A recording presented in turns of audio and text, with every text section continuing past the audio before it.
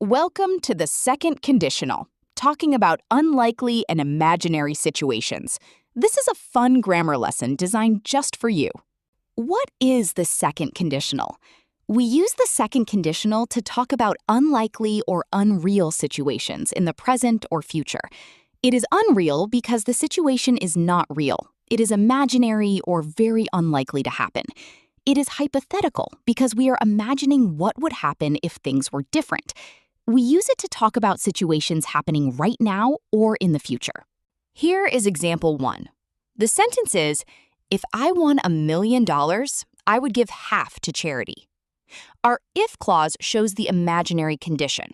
If I won $1 million. Always use the past tense in the if clause, like the word won. Our main clause shows the imaginary result. I would give half to charity. In the main clause, use would followed by the base form of the verb, like would give. Example 2 shows how to express possibility. The sentence is, if I had superpowers, I could fly to the moon. First, we use the past tense had in the if clause to describe our imaginary condition. Second, we can use could instead of would in the main clause to show possibility, like could fly. Example 3 teaches us an important rule when using were. We use were, not was, for I, he, she, and it in the second conditional. For example, we say, if she were a teacher, she would inspire every student. Do not say, if she was a teacher. Do say, if she were a teacher. Remember, this special rule applies to I, he, she, and it, so always use were. Now let's look at giving advice with the second conditional. We can use the second conditional to give advice, and we usually use would in the main clause to suggest what is best. Use the phrase, if I were you, I would, to gently suggest what someone should do.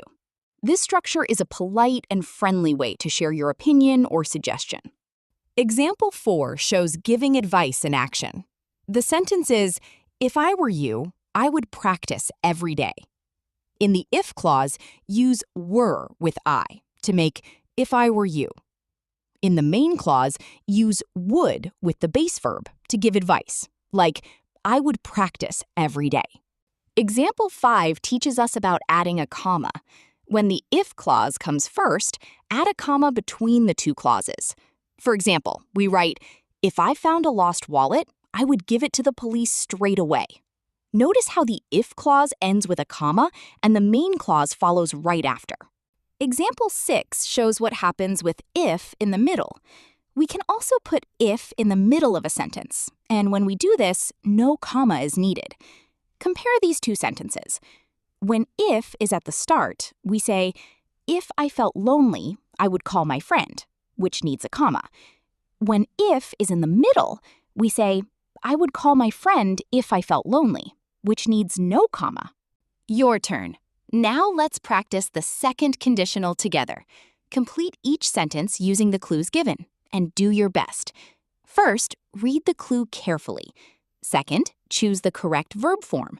Look at the words to know which verbs to use, remembering past tense in the if clause and would or could plus the base verb in the main clause.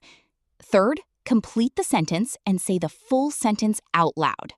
Practice time for question 1. Our clue is seeing a dragon and taking photos. How do we complete the sentence? The answer is, if I saw a dragon, I would take photos of it. Practice time for question 2. Our subject is Emma, and the clue is being an astronaut and walking on the moon. Let's make our sentence. The answer is, if Emma were an astronaut, she would walk on the moon. Practice time for question 3. Our subject is Leo, and the clue is meeting a famous singer and asking for an autograph. How do we turn this into the second conditional?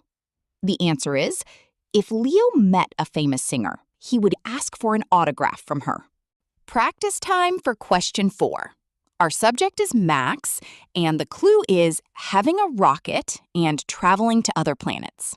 Let's complete the sentence. The answer is, if Max had a rocket, he would travel to other planets. Practice time for question 5. Here we are giving advice, with the clue being you and not missing the piano class. How do we start our advice?